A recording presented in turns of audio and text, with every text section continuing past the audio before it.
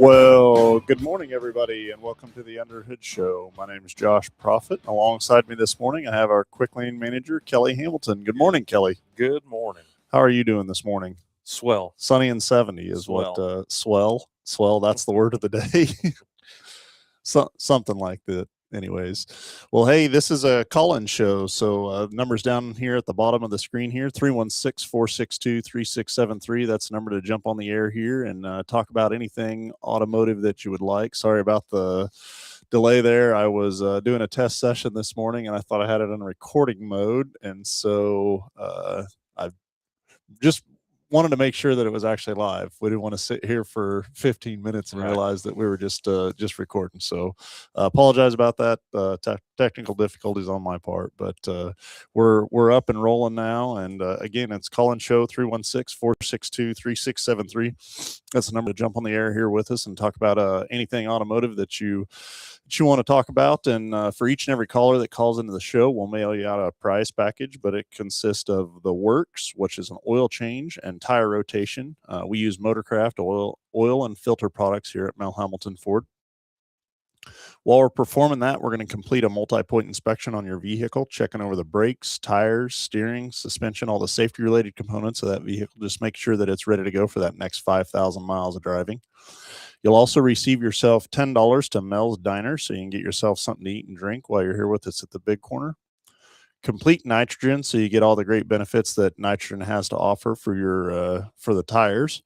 And then a BG products package, which consists of a can of MOA or motor oil additive for your engine oil, and then a can of 44K for your fuel system. Again, just getting that vehicle geared up and ready to go for that next 5,000 miles. So let's get the phones ringing, 316-462-3673. So while we're waiting on a call to come through, had one of our listeners send a video the other day, and I forwarded that to you this morning, about the 10-speed Ford transmission out, and I wanted to share the video with the viewers today, and then kind of talk about a couple of different key takeaways that I got from that video as well. And so, these repairs in these vehicles, when you talk about an internal component, whether it's motor, transmission, the dollars that you can put in some of these repairs are astronomical, and especially when you get down to a unit replacement, when you're looking at a new engine or new transmission in something. I mean, with the advancements in the fuel systems and adding turbos to them, and the complexity level of the 10-speed transmission and what that does for the fuel economy to be able to have that many different number of gears, but then also just the computerized side of that transmission to be able to know how to go into what gear at what time and what speed and predict, what you're doing or how you're driving it as a consumer. I think is huge. But in the video there towards the end, it even references that saying that it would be about a $7,000 repair to that. And, that's in line of transmissions. I mean, we've seen more expensive ones. We've seen maybe just a little bit less expensive, but that's an expensive component. Probably none more, I think, probably complex than that 10-speed. There are a lot of moving parts in there. There are. I mean, you think about that, that many number of gears, and you think about, well, a semi or whatever having 18 gears, and for what that does, it just gives you so many different options in a range and everything like that, for sure.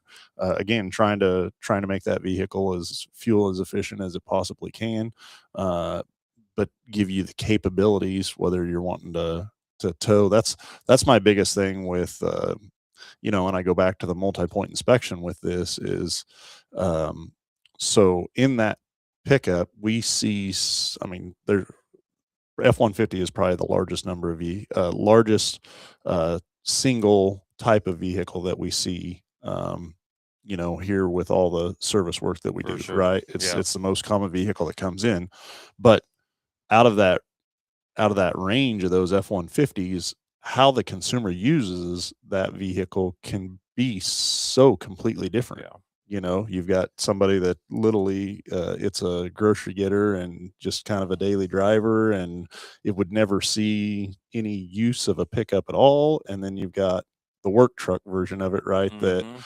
like it doesn't ever not work. Right. Right. It- and then when you get the range of driving it in town versus on the highway and stuff like that. But hey, I'm gonna try to get this up as technically possible as I can here. And I am not I'm not the most tech savvy person in the world, but also we're unable to I'm unable to get both sources on one device. So we're going to listen to audio through one device and watch the video through a different device. But then also, like I said, I want to go through and take some notes on this deal and reference back a couple of different things. So yeah, I've got a notepad over here. Okay. Yeah. Do you? Mental Are you? notes Oh, over okay. here. All right. Yeah. So we'll get this video up and going, and I think I just about am ready to go here. Turns out I'm not as ready as what I thought I was. You know how that goes. Oh yeah. Yeah, they're definitely with the advancements with this transmission, and there's some misconceptions out there, I think, with it. And, this video, it just kind of reinforces you got to do things a little bit differently than we did Back in the day. even back in the early 2000s. So we'll get flipped over here to this thing. And then I want to do one other thing because otherwise you guys are going to see it wrong. Okay, here we go. Let's Ranger or Explorer because of the legendary 10-speed transmission. It's supposed to be the pinnacle of modern engineering. Lightning-fast shifts, incredible towing capability, and better fuel economy than anything that came before it. But right now, Ford dealerships are overflowing with these trucks, and it's not just because of a manufacturing fluke. I've spent years under these trucks, and I can tell you, the 10-speed isn't just dying, it's being killed. Most owners are doing 5 specific things every single day that are shaving years off the life of their transmission. These habits feel normal. They feel harmless. You might even think you're being gentle on the truck. But inside that gearbox, you're creating heat, friction, and pressure that the internal clutch packs were never designed to handle. Today we are breaking down the 5 daily habits destroying your 10-speed transmission. If you want to avoid a $7,000 replacement bill, you need to stop doing these 5 things immediately. Habit 1. The cold start slam. This is the most common habit I see, and it is the #1 cause of hard shifts and gear hunting in the 10R80. You're in a hurry. You start the truck, and within 3 seconds, you've slammed it into reverse or drive and touched the gas. Why it's killing your transmission. The 10-speed transmission is a marvel of hydraulic complexity. It uses a series of solenoids and valves to move fluid through tiny passages to engage the clutch packs. When that fluid is cold, it's thick. It doesn't flow like it should. When you shift immediately, you are asking the transmission to engage a gear before the hydraulic pressure has stabilized. This causes the clutches to slam together rather than slide together. Over time, this creates micro scarring on the valve body. Once that valve body is scarred, the transmission loses its ability to shift smoothly, leading to that infamous bang you feel when shifting from 3rd to 5th. The correct habit: I'm not saying you need to wait 10 minutes, but you must give the truck 30 to 60 seconds of idling before you move the shifter. This allows the pump to circulate fluid and equalize pressure. If it's below freezing, give it 2 minutes. That small wait prevents the physical shock that eventually destroys the lead frame and solenoids. Habit 2. Shifting while rolling. The lazy reverse. We've all done it. You're backing out of a parking space, you're in a rush, and you shift into drive while the truck is still moving slightly backward. In an old 4-speed truck from the 90s, you might have gotten away with this. In a 10-speed, you are essentially using your internal clutches as brakes. The internal nightmare. The 10R80 uses a one-way clutch and multiple planetary gear sets. When you shift from reverse to drive while moving, You are forcing the transmission to internally stop the rotation of the gears using friction plates rather than your actual brakes. This creates a massive spike in instantaneous heat. That heat glazes the friction material on the clutches. Once they are glazed, they start to slip. Once they slip, the computer tries to compensate by increasing line pressure, which leads to even more heat. It's a death spiral that ends with a transmission fault light on your dash and a truck that won't move. The correct habit: come to a complete dead stop before moving the shifter. Use your brakes. They are cheap and easy to replace. Your transmission clutches are not. Habit 3. Lugging in normal mode. Underload. Ford's normal driving mode is programmed for one thing: the EPA. It wants to get the truck into 10th gear as fast as humanly possible to save a fraction of a gallon of gas. But if you are driving in hilly terrain, or if you have a bed full of tools, leaving it in normal is a recipe for clutch burnout. The lugging effect. When the transmission stays in 10th gear while you're trying to maintain speed up a hill, it puts immense torque load on the overdrive clutches. Because the RPMs are low, the transmission pump is spinning slower, meaning lower oil pressure is available to keep those clutches squeezed together. The engine is lugging, and the transmission is struggling to hold that gear without slipping. This is where most of the shudder issues come from. You're literally feeling the clutches struggle to maintain their grip under the massive torque of an EcoBoost engine. The correct habit. If you feel the truck struggling or vibrating at low RPM, manually downshift or switch to sport mode. Sport mode tells the transmission to stay in a lower gear where the pump speed is higher and the mechanical advantage is better. Don't let the computer sacrifice your transmission on the altar of fuel economy. Habit 4. Trusting the lifetime fluid myth. If you look at your Ford owner's manual, it might tell you that the transmission fluid is filled for life or doesn't need a change until 150,000 miles. As a mechanic, I am telling you right now, that is a lie designed to lower the perceived cost of ownership for fleet buyers. The reality of the 10-speed. The 10R80 is a high-heat environment. It has more moving parts and more friction surfaces than any transmission in history. By 40,000 to 50,000 miles, the fluid has already begun to break down. The friction modifiers in the oil, the stuff that helps the clutches grab, start to wear out. Furthermore, these transmissions produce a lot of metal glitter during the break-in period. That metal gets suspended in the fluid and acts like liquid sandpaper on the sensitive solenoids. If you wait until 150,000 miles, you won't be changing the fluid. You'll be changing the whole transmission. The correct habit: ignore the manual. Change your 10-speed transmission fluid and filter every 40,000 to 50,000 miles.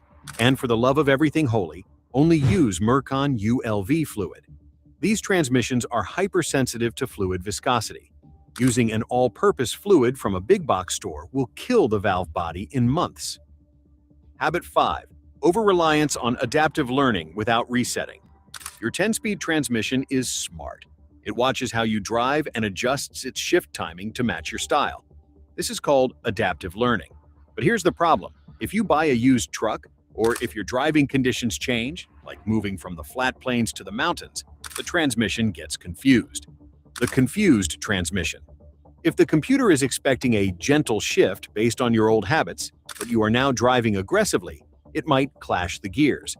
This results in flaring, where the RPMs spike between gears, or harsh engagement. Most owners just ignore this and learn to live with it. But every time that transmission flares or slams, it's taking a bite out of the clutch life. The correct habit: if your truck starts shifting strangely, don't wait for it to break. Go to a shop or use a tool like Forscan and reset the adaptive learning tables. This wipes the memory and lets the transmission relearn your habits from scratch. Often, this simple software reset can fix a bad transmission and save you from a full rebuild.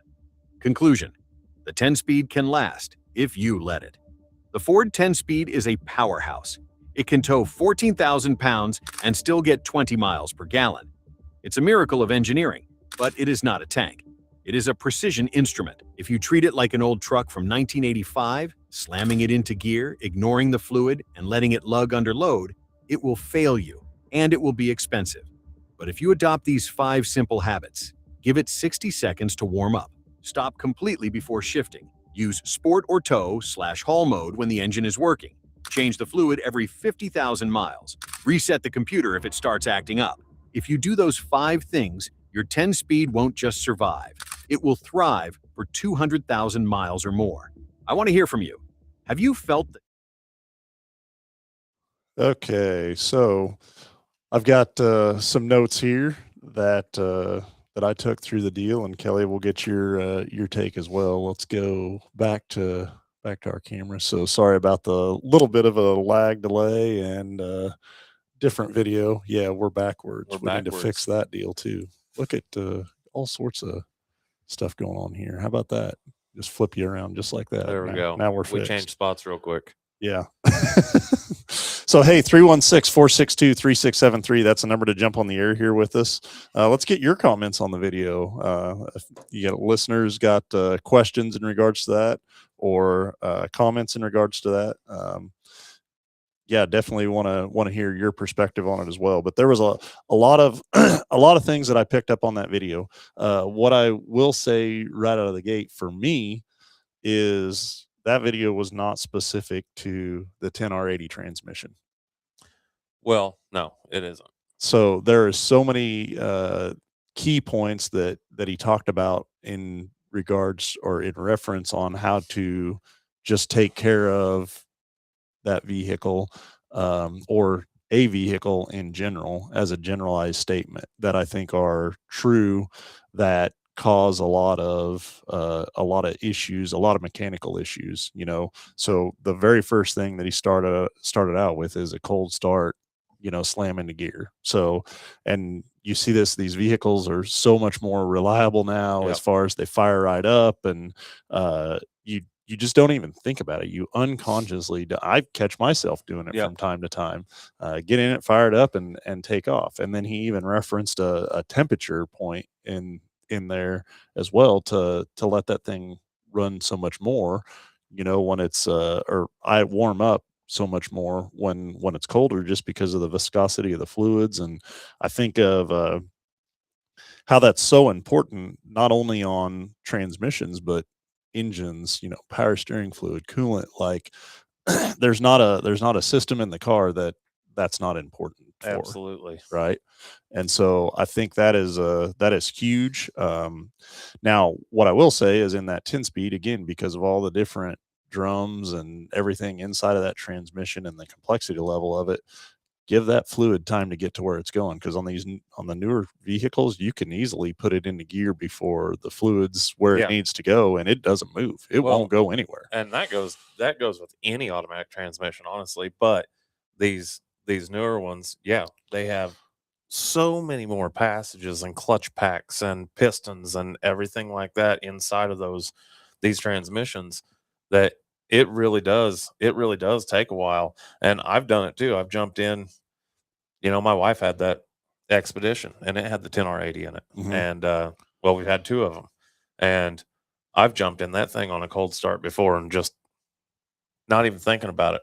Threw it in gear, hit the gas, and I can feel the transmission slip. Instantly let back out of it and let it sit there and idle for a minute. But yeah, and if you for the average consumer, they may not know what that feels like. Yep. And they're going to go in there, start off on a cold start. That transmission is going to be slipping. It's subtle, but it's going to be slipping. But anytime those clutch packs don't have the fluid pressure yet and you start out on it and it starts to slip, you're causing damage. Agree. Yeah, I agree completely. You know, the second step that I was talking about is when you're backing out of somewhere or driving forward and you do a rolling, you know, gear change on it. And again, I go back to, it's not specific to this deal. That's Yeah. hard on any transmission because you're not using the brakes to stop a vehicle. I mean, think of okay, you got 14 or 15-inch caliper on there versus you know, an Yeah. 6-inch or 8-inch pack of clutches in there. Like, what's Yep. going to be more efficient on stopping that vehicle? But then also, Well, and what's cheaper to change well, out that's- a set of brake pads or Yeah. a set of clutches Yeah. and a transmission, you know? Yeah, very much so. And then the other side of that too is the amount of heat that is going to produce inside of that transmission. And then it's just going to burn up the fluid. Then the fluid's not going to be able to do its job as efficiently the next time around because Right. it's been broke down, and can't do its job because now the fluid's deteriorated Yeah. from what it was like. So that's a huge one. I will say out of the couple of things that he mentioned, that's probably, I'm not going to say I don't do it, but that's probably one of the things, just because I know, internally, like that's not the best thing Mhm. for the transmission for sure. And then there we go from, or one of the things that, one of the comments on the chat on the side over here, one of the other steps was resetting the shift adapts on the thing. That was more towards the end of the video, but we'll address that. But so he says, so would resetting be a good practice at certain intervals, just to remove my bad race car driving moments? So I'll kind of comment on that, and then you can fill in as well. Where we see more um, more instances where this is a thing is, so like if it's the wife's vehicle and she daily drives it, but then the husband gets in it and he drives it, completely different, and that the transmission, the adaptive strategy will relearn or adapt how the vehicle shifts to each of those drivers. The dilemma is it has to do it over quite a bit of period of time, right? It's not something that happens instantaneously. And so Again, I can go back to my wife's Expedition. I mean, the my wife drives exactly the way you should drive, and kind of like a grandma for the most part. And I would jump in that thing, and it would it would clunk between gears, sometimes slap the gears and things like that in there. And when she drove it, perfectly fine. But like if you're like he said in there, if you're buying a used truck where yeah, somebody else has been a driver, or this was your wife's vehicle and now you're going to take over daily driving it because maybe you got her something new and you wadded yours up doing race car things. um you know it might be a good idea to go in there and get those things reset, but I don't know about resetting them yeah, time to on a time just because. routine basis, I wouldn't, just because I think over a period of time the transmission's going to pick up driving styles as it goes. So I would not make it part of a routine service, but if you are having issues with the way it shifts, then yes. The other side of that is there's a lot of, reprograms or recalibrations that come out through a routine basis, through, if Ford wants to update something, Mhm. and uh, resetting the transmission shift adapts are sometimes incorporated in those routine updates or services as well. And so if they deem it need to be necessary, then yes. I would say having an issue. The other thing that I would say too is, if you replace a battery in a vehicle or something along those lines, um, those parameters could be affected at that point as well too. So, but definitely, purchasing a used vehicle, if for whatever reason it's shifting differently, or it's not smooth, then that would be a good time to do it as well. So then we go from there. The other thing that he referred to, well, first we can answer Tim's question. So Tim put a comment up here. So he's got a um, Power Boost, Power boost. which is the electric version of the truck, and then also the gas engine in that vehicle as well. And yes, so the comment says that when his truck starts in electric mode and the motor doesn't start until I shift into gear, is fluid going to the transmission during electric mode? And so the answer to that is yes. When it's in electric mode and moving, that's that you have fluid turning, because it is turning that converter inside the transmission. And so that is correct in regards to that deal. Let's so one of the other comments that he would made on there, and I thought it was maybe just a little bit misleading, but he was talking about or I don't want to say misleading. I would want clarification on it because he was talking about lugging the transmission. And I believe that the technology or the program that they've wrote for these, it takes so many things under consideration. Having the gear range of having 10 gears to select from, there's so many different things, variables that go into that to decide what gear the truck should be in. And so as a consumer, aside from manually operating it, but then I think the more important thing, or the point that he was trying to get to in the video, is operate the vehicle in the drive mode that best applies to what you're doing. So if you're hauling a trailer, make sure that it's in tow haul mode. These trucks now, they have the eco mode version, they have the driving mode, they have the sport performance Yeah. mode, and so If you're up in the mountains, run Mhm. tow haul mode, Yep. stuff like that. maybe maybe your wife is more fuel economy and you're more performance, so she needs to be in eco mode, you need to be in sport mode. Sure. And I think that is a key feature, or that's definitely an option in these vehicles that I find myself not using as much as I probably should. And then it's going to get you the best performance based on what you're trying to use the vehicle for. Mhm. Got a caller coming through. I'll get him patched through. But tow haul mode, I think, is probably one of the things that at what point do you turn the tow haul mode on? Is it payloading the bed? Is it pulling a Sure. trailer? Is it? And for me, I would say, anytime that you're different than what the truck is. So, got another question there, Kelly? Yeah. Is there more wear in running different modes? For example, running an eco normal every day versus running in sport every day? No, I don't really think there is. I mean, it all goes back to how you're driving the vehicle.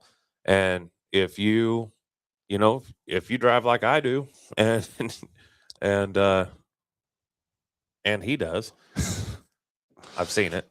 Well, You drive with a heavy foot. I It do. might be a good idea to drive in To be in sport mode. It's going to provide a little extra line pressure to those clutches and make them to where they're held tighter, so you don't get that slippage. Yeah.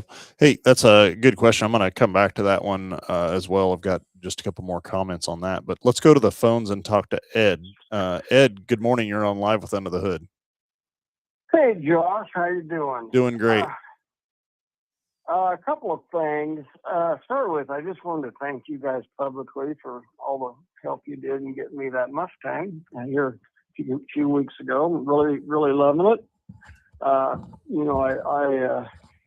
had a birthday, and Phil wished me happy birthday on Facebook, and so I answered him back, and I said, well, how about a good deal on a Mustang for my birthday? And he says, let's do it.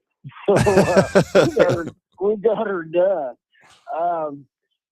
And speaking of the Mustang, that had like 40,000 miles on it. Do I need to reprogram the transmission on that, or you think it's okay? That's again, that's one of those things that if it's driving and shifting very similar to your driving style, I would say leave it alone. Run. Okay, yeah. Seems to be all right. So, and you were talking about warming up. It's always kind of been a habit of mine. When I do a cold start, I don't move the vehicle till it idles down. And that way, I figure the computer knows when it's ready to go. Yeah. Yeah. Go ahead there, Ed. I think that's just a good rule of thumb. I think that's definitely a good rule of thumb for sure. And again, I think it's just natural habit because these things run so well and start so well. It's just well, I'm ready to go. Why aren't you? So yeah. I think I know there was a thing that came out here on it was circulating on social media here a few years ago about how your vehicle will warm up so much better when you're driving it, so much quicker, and you use less gas by letting it idle. And I think that got part of caused a lot of damage if people listen to him, because it's just not that way. Yeah. would agree with that. Yeah, would agree with that for sure. And that's where most of the wear is going to happen, right? Is right there at Yeah, startup. And if you don't absolutely. have fluid where it needs to go, it's certainly going to be an issue. So, well, very, Transmission, engine, everything for sure. yeah, yeah. All right. Well, listen, again, thanks for what you guys do and appreciate it. And have a great weekend. You as well. Thanks for the call, Ed, and glad you're enjoying that new Mustang. All right. You betcha. Thanks. Bye. Hey, 316-462-3673. That's the number to jump on the air here with us and talk about anything automotive if you want. Topic of the day seems to be transmissions, but you know, I was going back to Jeff's comment or question here. It says there are more wear in the different modes, and so I don't. I'm going to take the modes out of this because I don't really think that it matters in what mode that you're running it in. The modes are going to more adapt the transmission shifting to your intent of driving the vehicle. Okay. And so if it's in the proper mode, then the shift strategies are going to align more with how you're intending to operate the vehicle. Where wear comes from is heat, and you get heat from shifts, the number of shifts, and then follow that up with the amount of load that's on those components when they're shifting. Okay, so having a 10-speed transmission, if you could watch the shifting pattern of that transmission, it may go from first gear to fourth gear to eighth gear to 10th gear. It may go, hardly ever is it going to sit there and go, you're going to feel all 10 gears. I mean, that thing's going to jump around like crazy. And selecting the right mode, I think, helps it determine how to go through those gears the appropriate way with the least number of shifts and producing that heat. Well, and I think, between the different modes, when you put it in sport mode, that is a more of a preset shift strategy, I believe, and it takes less into account of how you drive the vehicle. It is putting it into a sport mode where fuel economy is second, performance is what it's trying to achieve there. Yeah. And like I said, I think it just, when you put it into sport mode, I think what it does is it takes less input as to how you're driving the vehicle, and it's more of just a straight performance strategy on that transmission. Then he's got a follow-up question there. So it says, I like sport mode, but it puts it into 4-wheel drive auto versus 2 high. Is that okay for every driving? Leave it in 4 auto. So I'll let you kind of attack that. But my answer to that is, yeah, it's okay to run around. There's nothing wrong with running around in 4-wheel drive auto. I mean, you might have a hard time doing a burnout or something if you're trying to do that sort of thing, but that's what it's designed for. I mean, that is only going to engage that 4-wheel drive when it sees those rear tires start to slip.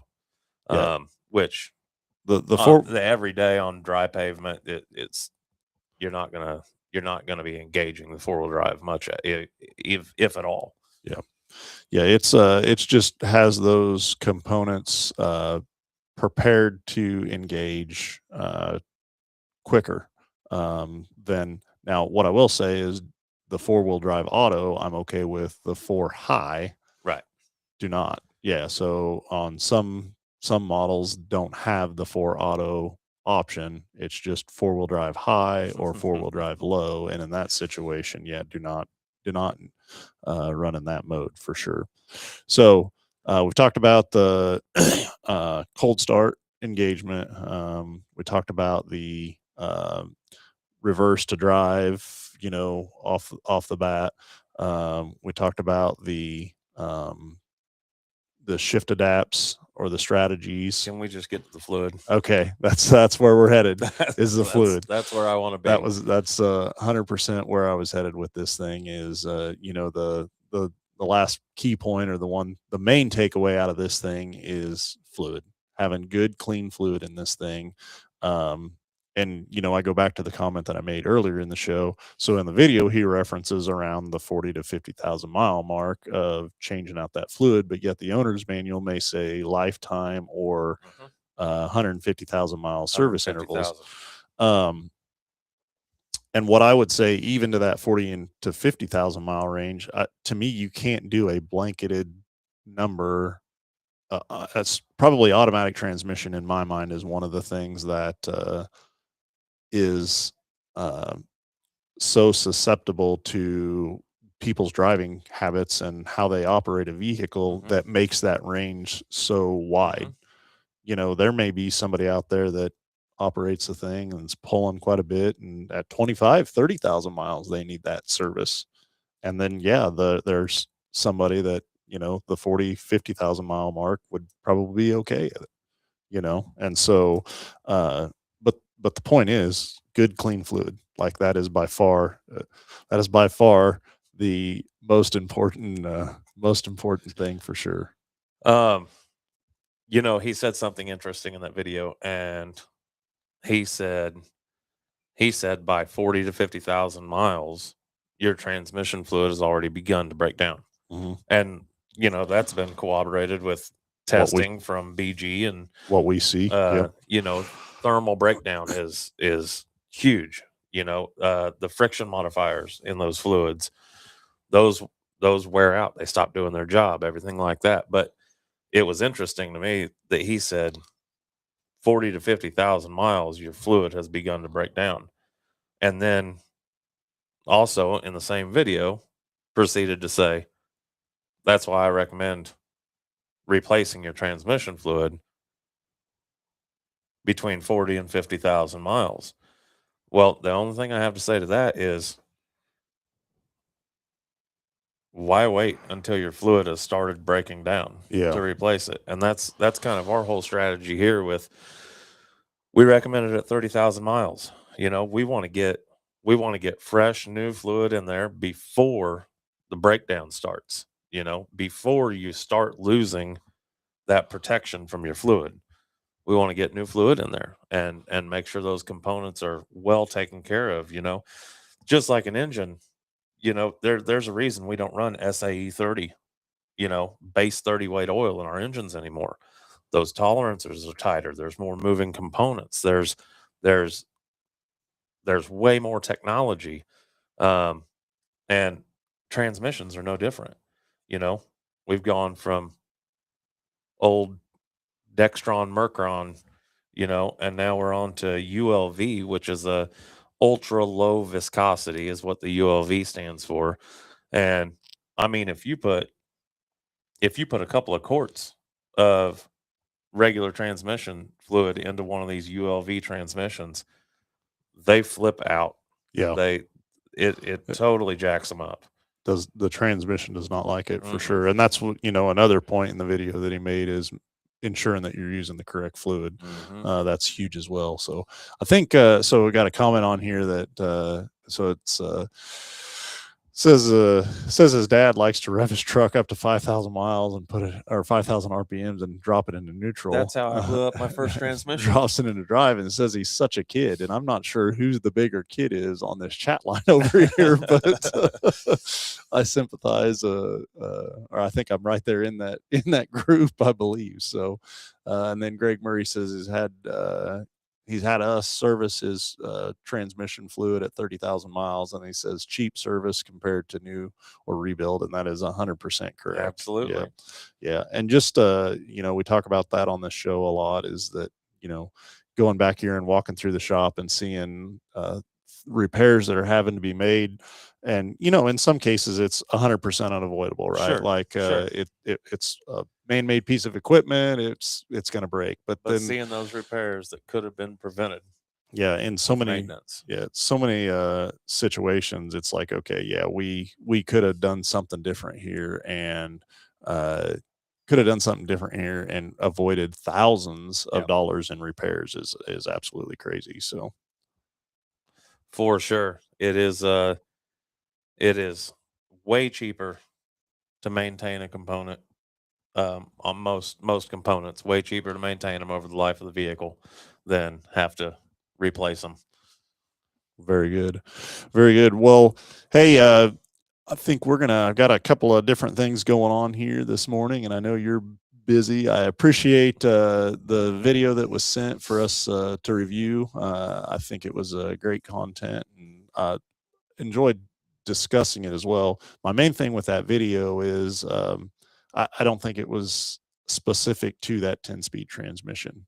You know, Right. it was, but yet it applied to so many different Sure. variables, and it aligned with what what we typically have to say as well. So, hey, let me get we got a caller. We'll get him patched through here and see what Bill has on his mind today as well. So, but outside of that, yeah, greatly appreciate the video and being able to review that thing today. So, hey, let's go to the phones and talk to Bill. Bill, good morning. You're on live with Under the Hood. Hey, how you doing, Josh? Perfect. How about yourself? Oh, hanging in there. Got a question on a 22 Mustang. Pulled it out this week just to let it exercise a little bit. Had it on battery maintainer. I was sitting in the garage, cover on it, and Thursday it started giving me the battery saver indicator on the screen. Sound Okay. like a cell going bad, or does it sound like a cell going bad, or You know, Bill, that could be a few things. And your maintainer was on, hooked up, plugged in, everything like that. yeah, it was all plugged in and everything. Yeah. Yeah. Sounds like that battery might have an issue because it definitely shouldn't do that, especially with the maintainer on there.